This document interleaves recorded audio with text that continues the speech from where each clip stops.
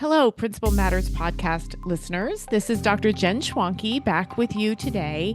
And I have such a fun, knowledgeable, intelligent guest with us today. I cannot wait for you all to hear from Dr. Kate Anderson Foley. And Kate and I ran into each other, not literally, virtually, during a BAM radio interview with Dr. Rachel George. And that aired in March of 2025, if you want to look for it. And Dr. Anderson Foley, we had a conversation about the critical role of community engagement in education, and we talked about emphasizing the importance of including family voices in school improvement efforts. So, Dr. Anderson Foley, I mean, what a great time for us to get together, and we talked about some important topics, and here you are today. I'm so glad to be here, and for sure, please call me Kate. Okay, perfect. Perfect. Okay, and so for listeners, who is Kate? Kate is amazing. She's a founder and CEO of the Education Policy and Practice Group and McLean affiliate of Harvard Medical School Institute of Coaching Fellow. She's a renowned transformational leader, author, and international keynote speaker. With a career spanning from pioneering inclusive practices as a special education teacher to senior leadership roles in state education, Kate has consistently championed equitable and integrated service for all learners, particularly those that have been historically marginalized. Her expertise lies in leading organizational change through strategic frameworks, advocating for comprehensive reform, and developing asset-based education policies. So through the consulting firm, she partners with diverse organizations, offering guidance on school improvement, professional learning, strategic planning, and executive coaching, all while also being an author, Fearless Coaching, a book called Ida Finds Her Voice, which I want to talk about, and then her most recent book, Radically Excellent School Improvement, which we're going to dig into all those things, Kate. Sounds great. Okay. Let's do it. So you began your career in special education and your focus was on inclusive practices. But since then, you've done many things in support of this exact focus. And your most recent book is Radically Excellent School Improvement, Keeping Students at the Center of It All. So tell us about that book and why you wrote it. Well, thank you. I'm just so excited to be here and excited to be with you. I admire your work as well. So just please know that. Thank you. I wrote this book. It's a culmination of my career and what I advocated for, what I was able to transform, what I was able to do, both in practice, but in the written policy, both at the district and state level. Did some work at the federal level a while back during the Obama administration. So the book is taking the audience through, and it's centered on district and site-based leadership.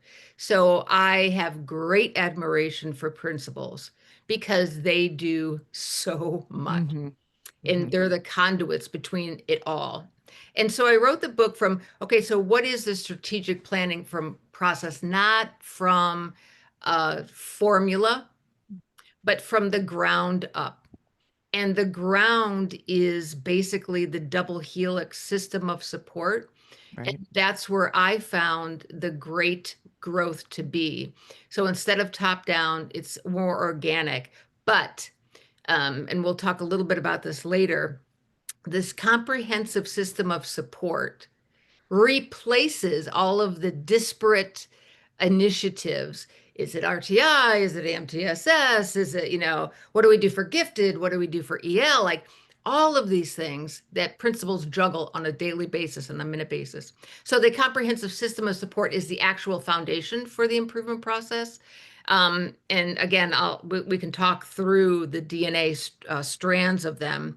And then I take them through really grounding people into what is special education, because that's been left out of the improvement process. Right. It has been siloed. And I know I experienced this when I was at the state level, when we were trying to do policy. Well, we're going to leave special ed out. That's a whole thing. So we'll just let that bucket of money over there and then do everything else. And I kept on advocating, push, no. They're students first, first. And so I take them through the higher standard from N through F, but then to be able to say, how do we all work together? And this is the crux of it. adults being situated in such a way that it's comprehensive, number one, for the student, but two, the support is there. So it's not just, hey, we're putting you all together and off we go down the hallway, where it's intentional, it's strategic, and I use the word over and over again. You deliver things with precision instead of the drive-by or the spray or Mhm. whatever, visual that you want to do. And then it's this process of the collaborative group structure looking, did we hit it? Did we make Right. it? If not, how far are we? Did all students make it? If so, how do we know? So data. And it's a recursive cycle, but it's really based on real time, not a haphazard or quarterly. And then I'll finally end with this. When I say radically excellent school improvement, sometimes people think, oh, radical, bad word, bad word. But this is the definition, and I'm going to read it. Ambitious improvement and a tireless focus for ensuring every student grows, thrives, and achieves to their fullest potential. That that is radical, right? Right. Well, it's not. It's human, but yes, I hear what you're saying. It's radical for many systems as they are now, because it really resonated with me when you said at the state level, and I think this applies locally too. Absolutely. Special ed's over there. They got it. We have good ISs. We have a good coordinator. We're good. We got the money. We know how it flows in and out. They're fine. How about everybody else? And that it's radical to think of them in the exact same bucket. And they are. Right, They are. right. That's right. And then to add on to your point, everyone focuses on compliance. Hmm. Well, if you do it right, compliance is easy. But growth and achievement, that's harder. Right. And if you keep kids separate, it's going to get harder and harder. Right. Well, you just stole my second question, which Okay. was, okay, how can, and by the way, thank you for focusing on principles, because not only is that our audience, but I too believe that principles are the ones holding up the Oh, structures, right? absolutely. Absolutely. So, how in your work, how have you seen principals foster a truly inclusive environment in their schools that goes beyond that compliance factor and instead genuinely breaks down those barriers for marginalized students? Mhm. So first and foremost is the unrelenting and unapologetic notion of high expectations. Hmm. And because from that standpoint, that core, you engage families. And these are hard conversations sometimes. Right. We need to talk about your child, or we need to talk about these, groups of students, or we need to talk about our whole school and how we're going to be able to deliver that differentiated support from a strength-based perspective. But mom and dad, or aunt and uncle, or whoever the caregiver is, we need your help. Saying those things, that we need your help, we cannot do this alone, those are not words for me, those are Mhm. actions. Mhm. But then you have to back it up. So, and I've worked with schools on this. How do you engage parents who might be afraid of the curriculum, might be fearful of all the jargon, might be might have experiences of a bad education themselves? Right. And many of my families were also recipients of special education. Mhm. So how do Mhm. you make sure that you're having things with dignity? Right. And so bringing them to the table to say, we need your voice. As an example, working with families from English language learners, cultural pieces, creating com, con- complementary stories that go along with the curriculum. So an example would be, let's say a couple teachers are working on ELA, and the group of families are going to be working on the story that would complement that comprehension or that topic, or whatever it might be. And they do that. It's not a heavy duty, 80-page story. It's something Right. like experiential. It can be a writing prompt, and then the teachers implement that. And then from there, of course, you can do all kinds of things with that, not only from the written or the language or the comprehension, but that generational knitting together. Right. And you're not doing things in a, fluffy way, but you're doing it in an authentic way. And then the student can go back to the home and share that. And then that connection is made in a more intentional way. And then that continues throughout the Right. school year. Right. So this strategic framework Yeah, and the examples you just gave make me, clearly you're committed to guaranteed and rigorous learning for all correct, students. So correct. what are a couple elements of this framework that principals could implement immediately? Mhm. So it's summer, it's summertime now as we're recording this. It's going to be during the school year when it airs. If I'm a principal and I'm like, okay, but what does it look like? Right. How might they do something that now immediately applicable that will lead to equitable opportunities and outcomes in their buildings? Yep. So first and foremost, I would take a look at the schedule. And it's not Mhm. written in stone. I think principals really need to get their principalship and stand up and go, no, I've got this. I'm the leader of this. I know what to do. And they know what their staff are. So look at your schedule. Do the collaboration teams, now people call them professional learning communities, teacher-based teams. I use the collaborative team structure. Everybody needs to be seen in that. And what I mean by, so if you're going to do grade bands, that's fine, but who also is in that? I cannot tell you how many times I've gone on site to say, here I'm attending a TBT. Where's the special ed teacher? Oh, they've got their own. Or, Right. well, they really just don't really have anything to do with that. Or I even say, well, where's the music? Where are the specials? What? Like Right. that kind of Right. thing. So the point being, comprehensive. I would say the principals, when they're planning their school year, think comprehensively and think connected.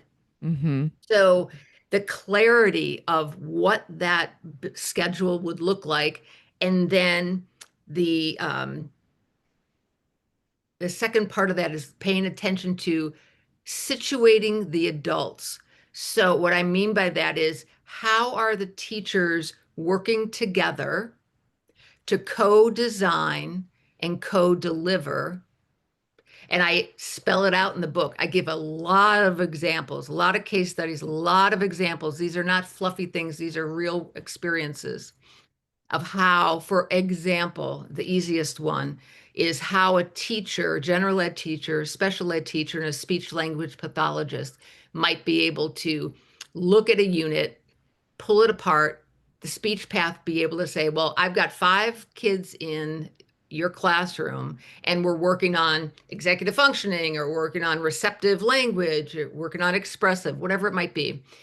And how then can we intentionally bake that lesson Right. and then be able to have the people, the professionals work on that. And then everyone's working not only on the IEP, but they're working on the actual meet and the standard. Right. So that clarity and that design. So, and then I'd say this, and this is going to be the hardest part. Principals need to have shared accountability that we're all in, but instead of saying this is an RTI kid, this is a this kid, this is a this kid, identify the intervention and not the student. Mm-hmm. Mm-hmm. Identify the intervention, put it into place inside the classroom, and keep data on it, and quit identifying students as RTI. Because what's Right. happened is post pandemic, an exponential number of students have been identified as special education. Right. Right. And, as you to say, let's not identify the student, let's identify the intervention, or even the problem, I think is helpful because then you can apply it. You've learned something every time, right? Right. And so when the kid ages out or moves on, you still have that toolkit of Correct. strategies that you put into place. Correct. So I was going to ask you, what are some common pitfalls that principals encounter when trying to implement this change? And I heard you already say two. One was you leave important voices out of the conversation. Right. That's one. And then the second is you solve a problem for a kid rather than provide systematic Right. strategies, options, whatever, for the future. What are some other common pitfalls that principals might encounter when they're navigating these challenges? Yeah, so managing versus leading. And by Hmm. that I mean, again, because principals do it all, right? And Hmm. back in the day when, I was going through school, we learned the principles of manager versus leader. Right. That's long gone. Right. And you have to be able to recognize, like, that's the metacognitive piece, to be able to step back and see yourself. I'm a Right. principal. I'm seeing myself in that principal role. Yes, I might have to manage certain aspects, but then I quickly pivot. And my mind should always be on being a leader and then also coaching the Hmm. teachers.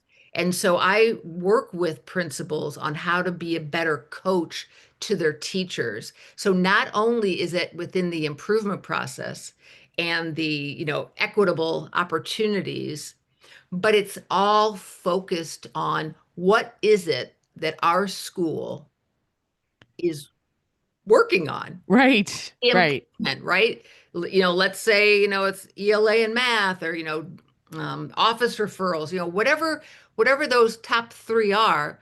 Well, everybody needs to know what they are. Everyone needs to know what their role is.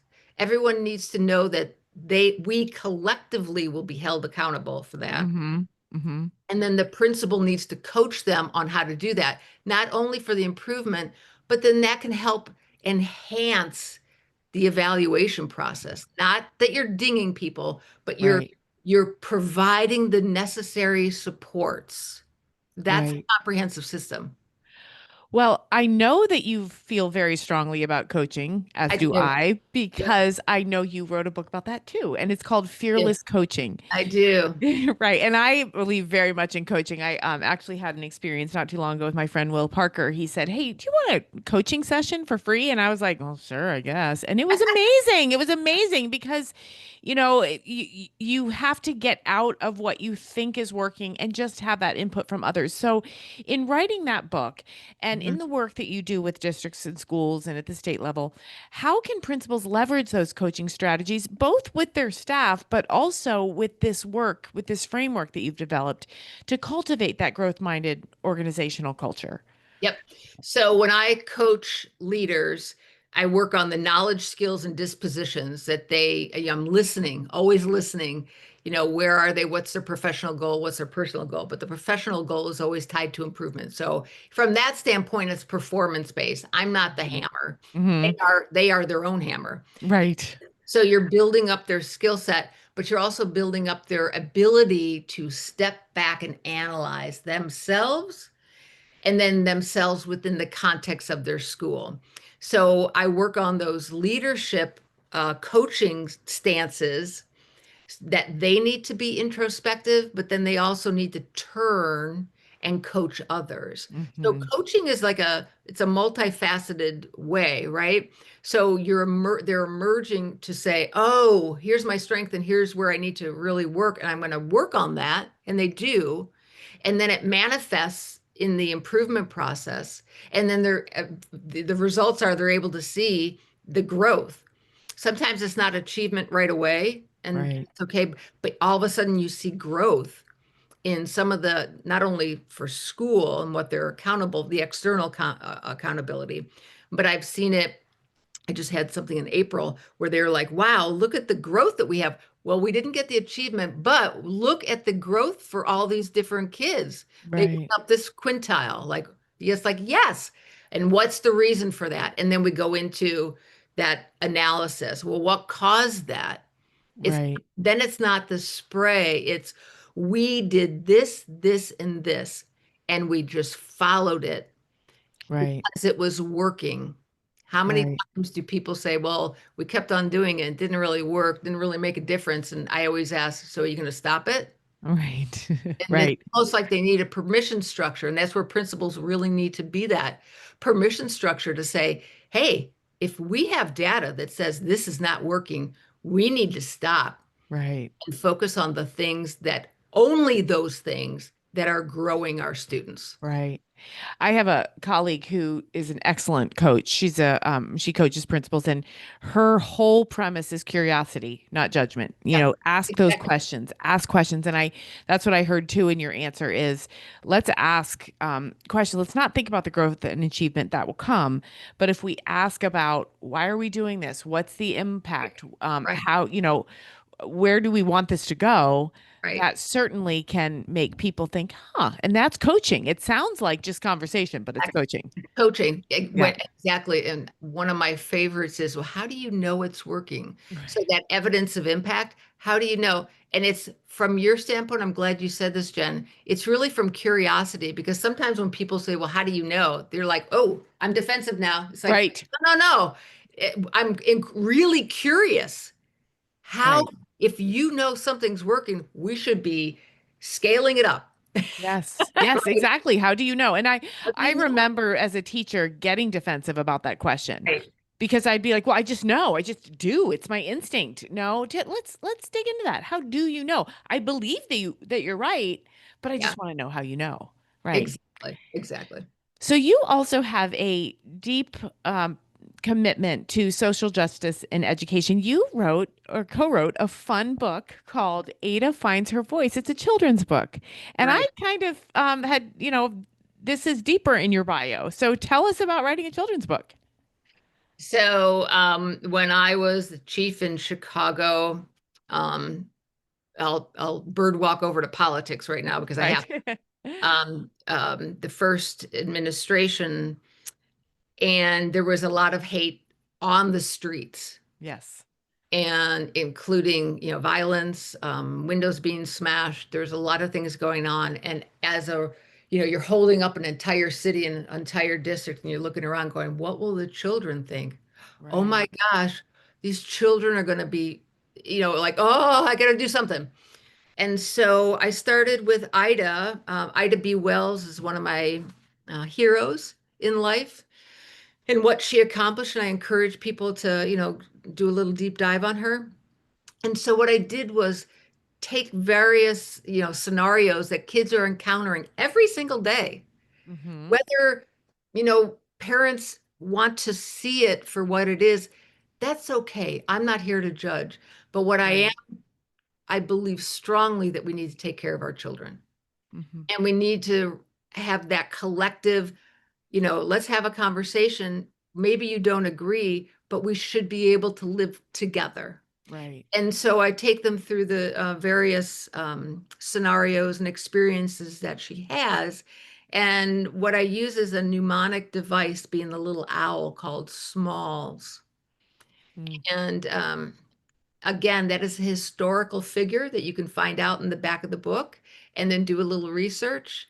And at the end of this story, Ida does find her voice to be able to stand up and speak out for what she believes. And what she discovered was that there are many, many other people that also want to speak out and stand up. And so she's Mm-hmm. not alone.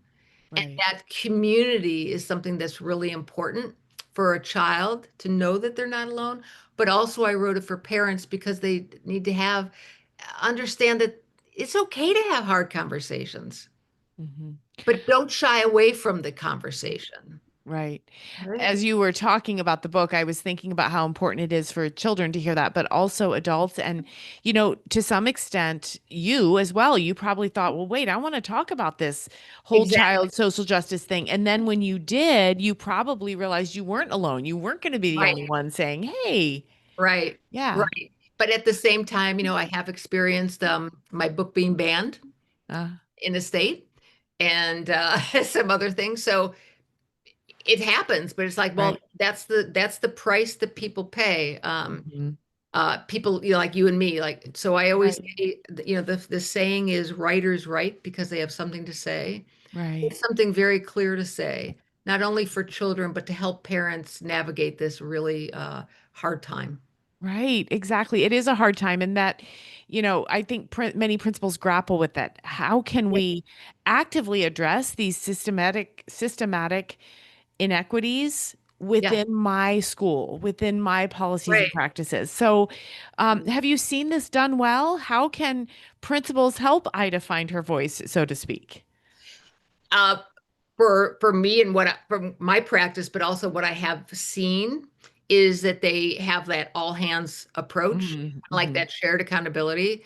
And so working with not only families, teachers, counselors, those related service providers can be of tremendous help. Mm-hmm. Mm-hmm. And that kind of goes along with some of the restorative justice practices that I believe strongly in, to have those circles of communication, even to have the morning meetings. A morning meeting, it doesn't have to be a politically charged topic, but it needs to be able to provide the structure for kids to just talk Right. and without judgment. Like that would be a rule, right? Like we're not going to judge our classmates. Everyone has equal voice. Right. And even if, let's say, a student didn't want to say things out loud, there's a way to write it down and just share that. So Right. it can be flexible within that. That's how a principal creates the culture and the climate for inclusiveness, Right. not ideology, but just, hey, are we all in this together? So I always translate the word equitable. What does equitable mean? It means fair. Right. Right. Equal, Right. not equal is something different. But if the system is fair, then it's nimble, it's adaptive, Right. right? And every year there's a different group of kids coming into play. Right.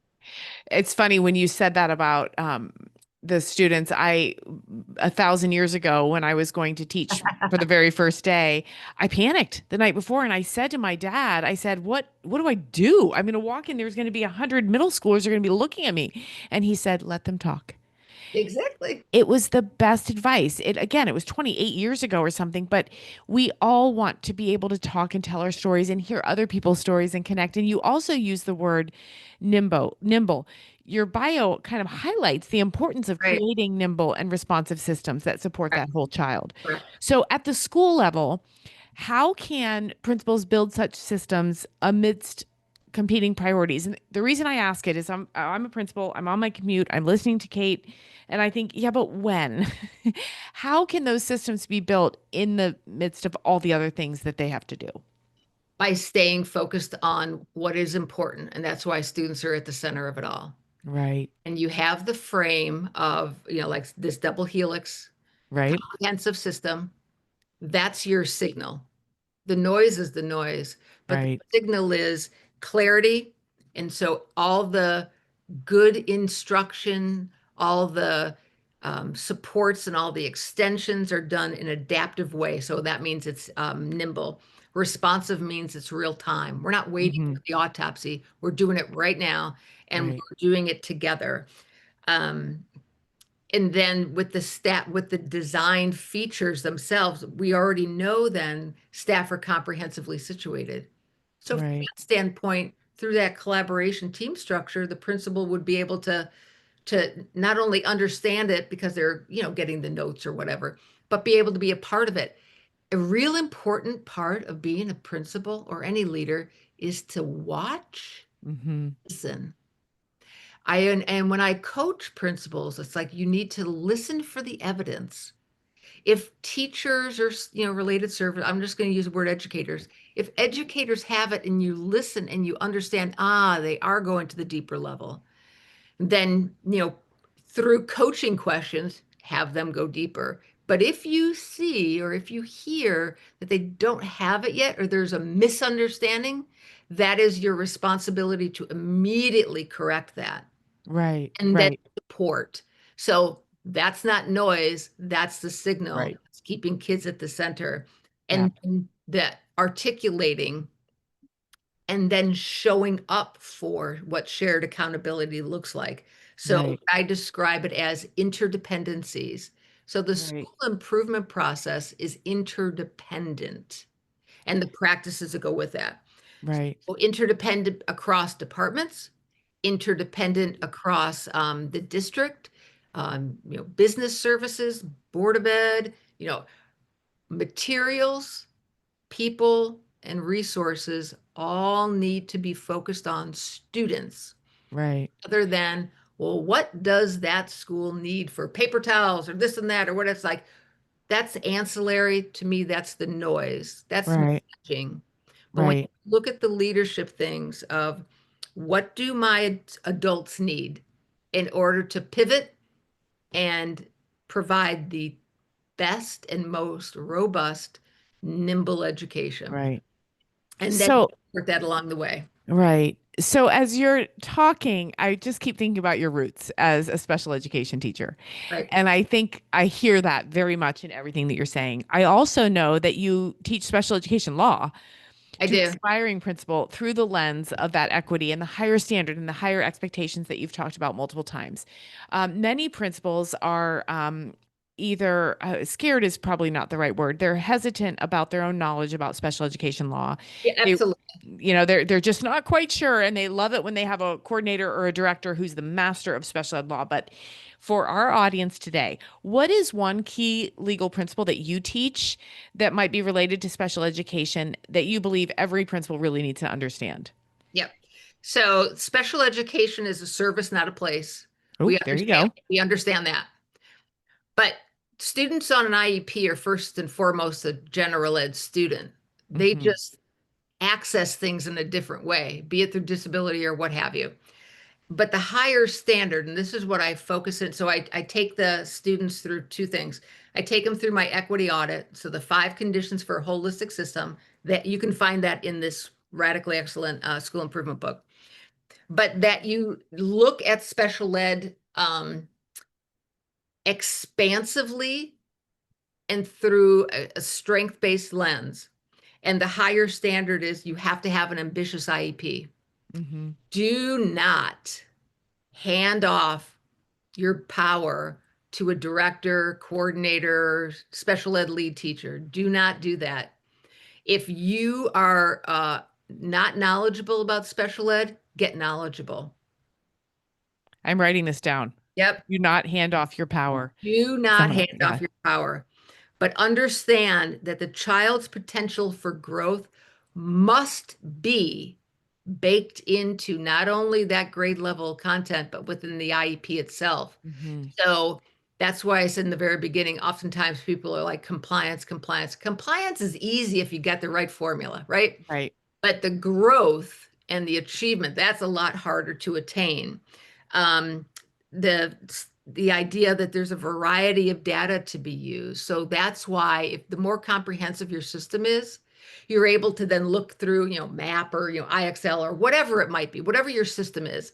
If it's working for all of the students, students with IEPs or 504s or whatever are also going to be shown up in Hmm. that data. So when you're at an IEP meeting, you're going to be able to make better grade level discussions and decisions rather than, well, Kate's a nice girl. Yeah. Right, right. Oh, I've been in that meeting before a Yeah, hundred she's times. Yeah. nice and We quiet. really like her. She's such Yeah. a Yeah. sweetheart. But you know Right. what? She can't read. Right. Oh, okay. Yeah. So Right. it grounds it to the she can't read. There's urgency, Right. right? What are we going to do? That's right. And that the IEP is aligned to the academic standards for sure. And that here's one of the main ones, that goals are reasonably calculated. And I use Mhm. this and I link in Hattie's work. The legal piece is a student on IEP has to show 1 year's worth of growth in 1 year's amount of time. That's the IEP. Right. You can't just nibble and say, well, let's put the same goal in for next year. And let's, instead of doing 80% like mastery, let's do so and so. Well, what's the baseline first and foremost, right?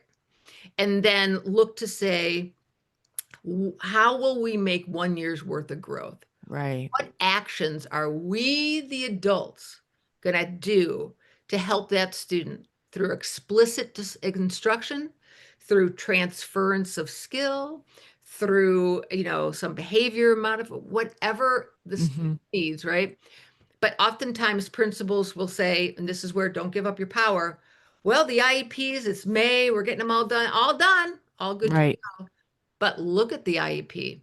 How Yeah. many of us have seen IEPs with the exact same goal, Yep. with just one extra piece added? Like Right. instead of 60%, now it's 65%. Right. Right. Oh, Or like you said, copied and pasted from the year before with just a tweak or two, and they forget to change the right pronoun or the that's date or correct. something. It's like, oh That's- no. we've all seen it and we've all experienced it. Yep. And instead of seeing that as a paper issue, that is a It's a human issue. Right. human Right. issue. That's a live child that's not getting what they need. And I'll finally say this. It is incumbent upon us. Students graduate with a regular diploma Mm-hmm. and not a certificate of attendance Right. to the Right. maximum extent possible, because Right. that's the thing that makes it you're going to have a better life. That's right. It is. It's critical. So I'm frustrated at the universe right now because we're running out of time and I feel like we could talk all day. So I'm going to give you the hardest question yet. Uh-oh. But I think I know what you're going to say. What is one piece of advice you would offer principals who are striving to create that equitable and high achieving school, but they're also navigating all the complex political, social, emotional, parental landscapes? What piece of advice would you offer principals? Don't do it alone. Oh, good. Just That's yes, don't. good. Just don't. Maybe you have a colleague that, like you talk offline to go, yeah, we're kind of in line, but the district Right. is kind of pushing back. Well, there's power in the two of you or power in Yeah, the three of you. So make your alliances. that's great. And that's That's great. not underhanded. That's just, hey, we're aligned. That's what an Right. alliance is. We are Right. aligned on here's the important things. Right. And then I would say, utilize people like me, like you, Right. utilize us. Right. For me, I have said over and over again, and I will encourage your leaders in the audience to contact me. I am not here to be a consultant for 10 years. Right. I want to Right. work with you so you have everything you need, and then I exit. Right. Okay, so tell our listeners where to find you if they want Yeah, to reach yeah. out. Yeah, so you can look me on LinkedIn. I have Facebook. I have Instagram. But I also, if you go to my website at edpolicyconsulting.com, there's a sheet that you can submit for me to contact you. You can sign up for my emails. I'm sorry, my newsletters. And then my email is Kate at edpolicyconsulting.com. And then my telephone number I have so people can contact me, 440-554-1789. Call me, text me, say, hey, I just finished Right. listening to Dr. John's podcast, Yeah. and I'm there for you. So Perfect. that is my goal, is to help support the people who have the most important jobs. Yeah. Yeah, I agree. I think they have the most important jobs. So Uh-huh. thank you, Dr. Kate. This has been so fun. I knew when we had our interview with Rachel George that you and I were a little kindred spirits here. And so I wanted to put you on the podcast. And also, listeners, as many of you know, my last book, or my fifth book, I think it's my last, was released in August, and Kate provided a lovely endorsement. So I thank you for that as well. And please look in the show notes, listeners. All of those links that Kate, or all those ways to find Kate, are in the show notes, so you'll be able to find her easily and quickly. Probably the easiest way, though, is through that website, edpolicyconsulting.com. You can find everything. So thank you, Kate. It has been Thank a you very true much. pleasure. I appreciate it. Thank you so much. Thank you.